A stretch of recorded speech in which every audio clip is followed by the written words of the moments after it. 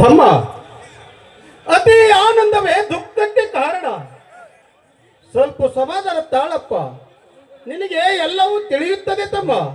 ಆಗಲಿ ಅಣ್ಣ.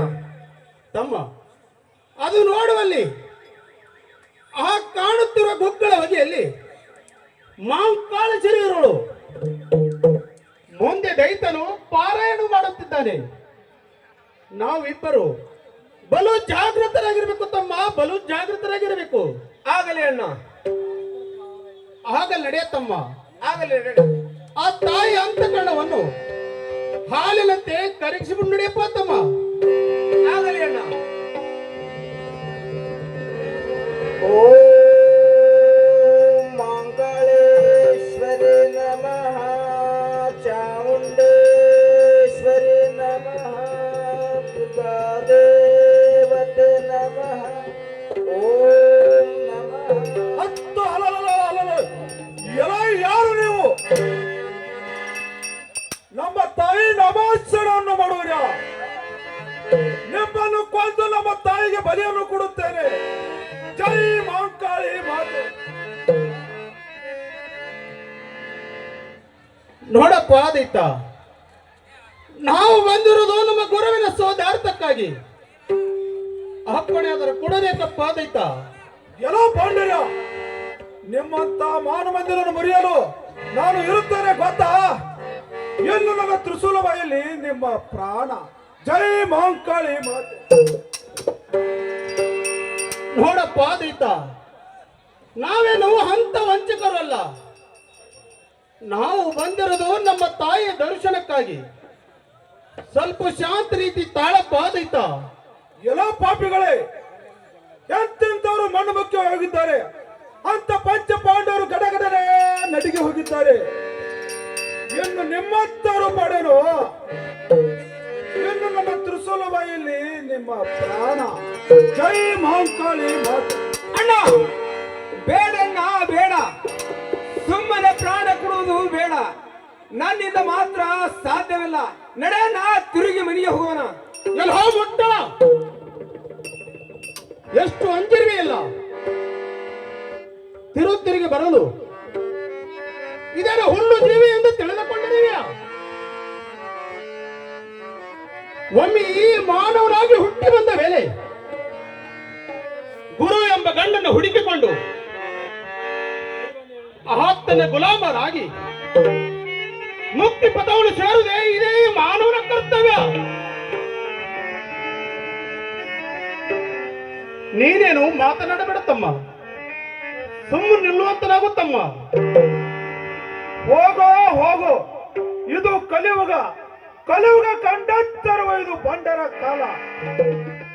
ಇಂಥ ಕಾಲದಲ್ಲಿ ಪಾತ ಪಸಿಗಳು ಸಿಗುವುದು ದುಡು ಲೋಭ.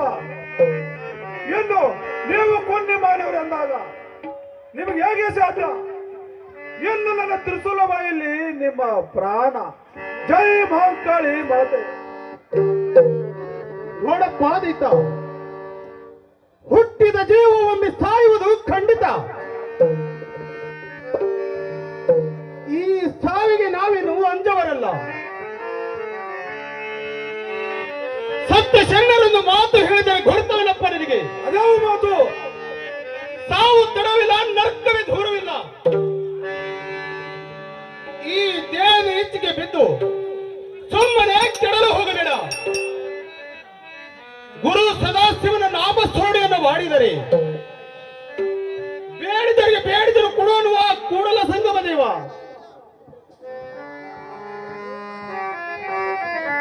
ಹೀಗೆ ಸತ್ಯ ಶರಣರ ವಾಕ್ಯವನ್ನು ಆಗಿದ್ದವಪ್ಪ.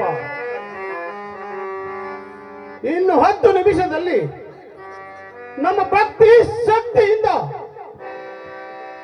ಈ ತಾಯಿ ಕಣ್ಣನ್ನು ತೆರೆಸುತ್ತೇವೆ. ಆಗದಿದ್ದರೆ ಇದೇ ನಿನ್ನ ತ್ರಿಶೂಲಕ್ಕೆ ಪ್ರಾಣವನ್ನು ಕೊಡುತ್ತೇವೆ. ಆಯ್ತನ ಪಾದೈತ. ಆಗಲಿ, ನಿಮ್ಮದು ಮಾತ್ರ ಮುಗಿದು ಬಂದಿದೆ. ಸರಿ ನೋಡುತ್ತೇನೆ ನಿಮ್ಮ ಭಕ್ತಿಯ ಪ್ರಭಾವವನ್ನು. ಓಂ ಮಂಗಳೇಶ್ವರಿ ನಮಃ, ಚಾಮುಂಡೇಶ್ವರಿ ನಮಃ, ದುರ್ಗಾದೇವಿ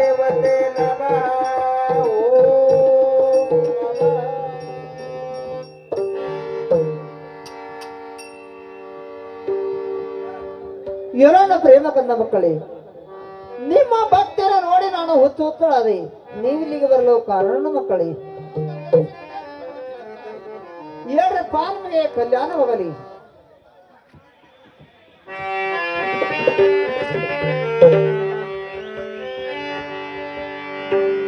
ಅಮ್ಮ ಜಗನ್ಮಾತೆ, ನೀನು ನಮ್ಮನ್ನು ಹಡೆದ ತಾಯಿ ಅಂದ ಮೇಲೆ ನಮ್ಮ ಗುರುವಿನ ಸ್ಥಾನವನ್ನು ತಿಳಿಸಿಕೊಡಬೇಕಮ್ಮ ತಾಯಿ. ಮಕ್ಕಳೇ, ನೀವು ಸಾಮಾನ್ಯರಲ್ಲಪ್ಪ, ಮಹತ್ವಾದಿಗಳು. ಮೆರಲಿ ಇಬ್ಬರ ಕೀರ್ತಿ ಜಗತ್ತಿನಲ್ಲಿ. ನಿಮ್ಮ ದರ್ಶನದಿಂದ ಮುಕ್ತರಾದ ತಾಯಿ ಮುಕ್ತರಾದರು. ಆಯ್ತು, ನಿಲ್ಲಿ ಮಕ್ಕಳೇ. ನಿಮ್ಮ ಗುರುವಿನನ್ನು ಇಲ್ಲಿ ಉದಯಿಸಿ ಅವರಿಂದ ನಿಮಗೆ ದರ್ಶನ ಕೊಡಿಸುತ್ತೇನೆ. ಹಾಗೆ ಆಗಲಿ ತಾಯಿ. ಪ್ರಭು ನಿಮ್ಮ ಧ್ಯಾನ ಮಾಡುವೆ ನಾನ, ಪ್ರಭು ನಿಮ್ಮ ಧ್ಯಾನ ಮಾಡುವೆ ನಾನ, ಪ್ರಭು ನಿಮ್ಮ ಧ್ಯಾನ ಮಾಡುವೆ ನಾನ, ಪ್ರಭು ನಿಮ್ಮ ಧ್ಯಾನ ಮಾಡುವೆ ನಾನ, ಪ್ರಭು ನಿಮ್ಮ ಧ್ಯಾನ ಮಾಡುವೆ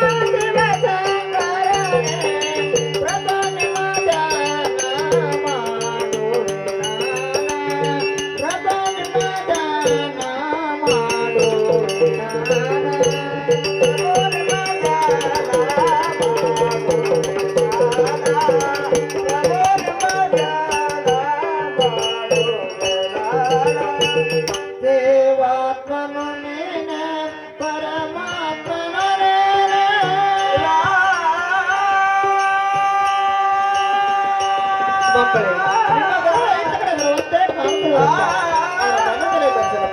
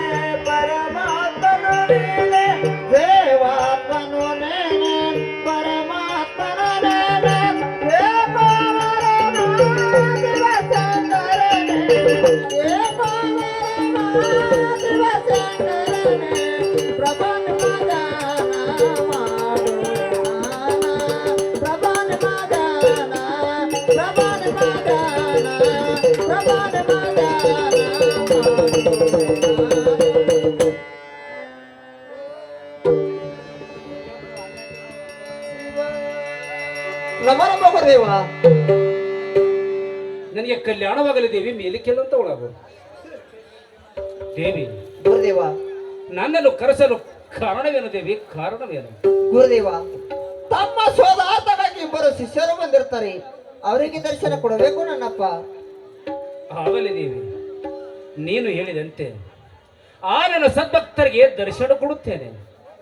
ನೀನು ನನ್ನ ಮೇಲೆ ನಿನ್ನ ಸ್ಥಾನಕ್ಕೆ ಹೋಗಿ ಬರುವಂತವಳಗಮ್ಮ, ಹೋಗಿ ಬರುವಂತವಳಗು. ಆಗಲಿ ಗುರುದೇವ, ನಾನು ನನ್ನ ಮೇಲೆ ನನ್ನ ಸ್ಥಾನಕ್ಕೆ ಹೋಗಿ ಬರುತ್ತೇನೆ. ಅಪ್ಪನ ದಯ ಪಾಲಿಸು ನನ್ನಪ್ಪ.